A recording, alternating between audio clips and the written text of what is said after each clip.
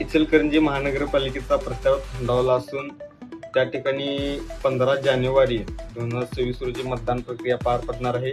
त्यामधील प्राथमिक माहिती अशी की टोटल आपले इचलकरंजीसाठी 16 प्रभाग असणार आहेत। त्यातील 15 प्रभागामध्ये 4 उमेदवार व 16 प्रभागामध्ये 5 उमेदवार असे टोटल 65 उमेदवार त्या ठिकाणी नगरपालिकेत निवडून येणार आहेत। 16 प्रभागांमध्ये 230 उमेदवारी अर्ज दाखल झालेले आहेत। टोटल मतदान केंद्रे हे 302 असणार आहेत। 302 मतदान केंद्रांसाठी 1510 पोलीस अधिकारी व 302 पोलीस कर्मचारी तैनात असणार आहेत।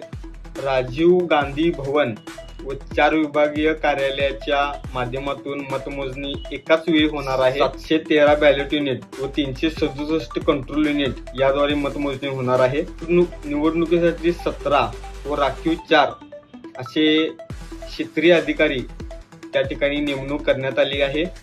वेबकास्टिंगद्वारे या सर्व कंट्रोल युनिटावर सर्व प्रक्रियेवर नजर असणार आहे। इचलकरंजी महानगरपालिकेसाठी टोटल वोटिंग 2,78,907 इतकं असणार आहे। धन्यवाद।